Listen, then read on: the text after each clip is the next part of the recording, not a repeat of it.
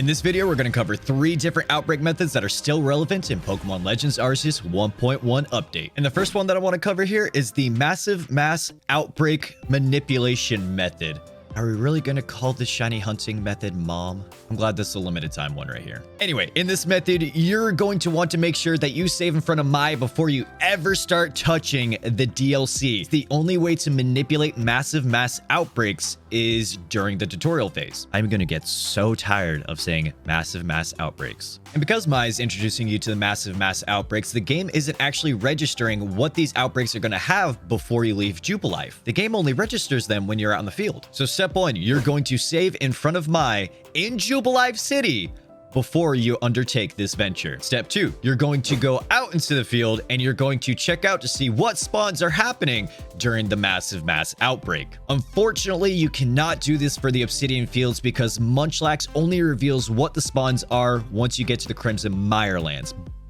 But that shouldn't be too big of an issue. So if there's anything in particular that you want to hunt down during Massive Mass Outbreaks in the Obsidian Fields, you are going to have to manually check to see what those outbreaks are beforehand. Step number 3, you're going to check out those outbreaks. If you find one that you find interesting, go ahead and take a look at it, catch all the Pokemon that are in there. If you end up finding a shiny, hey, profit, you win. But the reason that I bring up this method is because this is probably going to be one of the easiest ways to hunt down, say, a Alpha Shiny Spiritomb while the tutorial phase is still available. And let's say that you don't end up finding a shiny Pokemon within the outbreak that you're currently looking for. Easy enough. Just go ahead and reset your game, send you back to Jubilife, and do it all over again. Unfortunately, because of the cutscenes, it does add a little bit of time to the hunt, but because you don't have to actually go out of your way to start searching for those Massive Mass Outbreaks, it will save you a lot of time in the long run. And we're thinking the reason that this is the only method that is available to manipulate Massive Mass Outbreaks is because the game doesn't introduce the data for the outbreak until you're in the field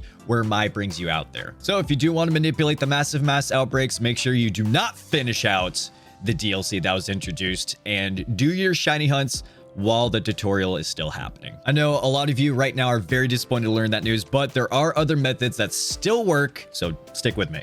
And the second method that is still relevant in Pokemon Legends Arceus 1.1 update would have to be the Mass Outbreak Method, which was coined by Philly Beats You. Definitely make sure you check them out if you haven't already. Amazing tutorial videos as well. But they introduced the MMO method, and a lot of people kind of glazed over it during the previous update because, well, you could reset for outbreaks. In the 1.1 update, MMO becomes very relevant now because you are not able to reset for any outbreaks anymore. So, what is multi-mass outbreak hunting? Let's say that there's multiple outbreaks that are happening on your map right now, and you want the ability to be able to check them all. What you're going to do is save your game in Jubilife in front of rest. And I know what you must be thinking. Saving in Jubilife. Weren't we not supposed to be doing that? Well, because the chaining method is out the window, this is one of the quicker ways that you're probably going to be able to find a shiny nowadays. And the reason being is because you get to check multiple outbreaks without having to lose those outbreaks.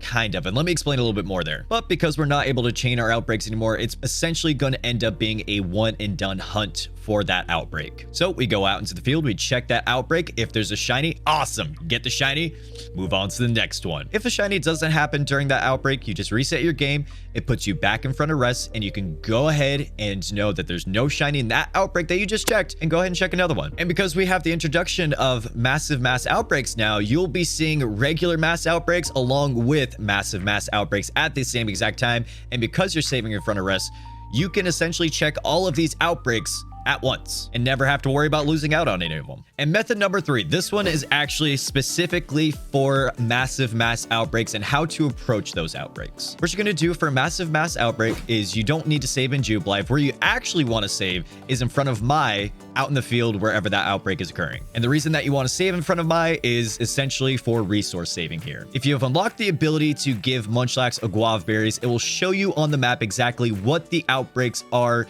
during the Massive Mass Outbreak. You can take a quick screenshot of the map at this point in time and reset your game to get your guava berries back. But because the game has predetermined what those Pokemon are going to be already, you don't have to waste the resources. So now you know what the outbreaks are, you can start going to check those. But you're also on the clock with those Massive Mass Outbreaks too, so whenever you go to check them and the timer runs out, and you haven't found a shiny yet, well, what are you going to do? Well, because you save in front of Maya, you can actually reset your game, load back into it, and check the rest of the outbreaks that you have not currently checked. That way, whenever a massive mass outbreak happens, you can check all the Pokemon in the area and sleep well at night knowing that you did not miss a single shiny Pokemon. So let's say that you end up finding an outbreak that has a shiny, and then you find another one that has a shiny, but then you run out of time. You can reset your game. You know those two outbreaks right there have shiny Pokemon. You can go back to them and claim your shiny Pokemon again, but you don't have to worry about them going away, and you can check the rest of the outbreaks too.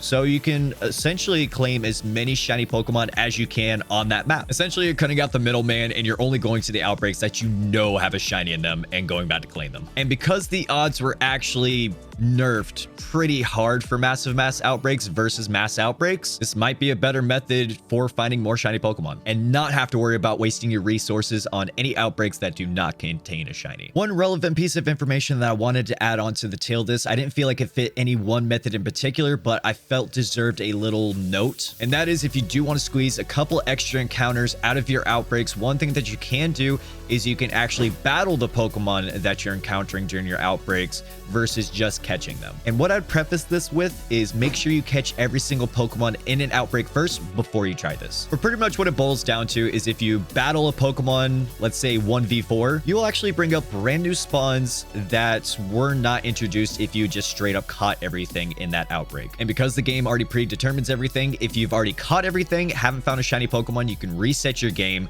go back out to that outbreak, and the first 4 Pokemon that you see are still going to be the same, but if you battle them instead, you could get brand new encounters. So if you did want to squeeze an extra couple encounters out of your outbreaks, that is another way to do it right there. And this is applicable for mass outbreaks, massive mass outbreaks, whatever method that you're going for. If you do check out a particular outbreak, you can do this. I hope that's not too confusing. If you do have any questions about it, definitely leave it in the comment section down below, and I will do my very best to explain anything that I can. That being said, I hope you enjoyed the video. Appreciate you checking it out. Hope to catch you in another one. Peace.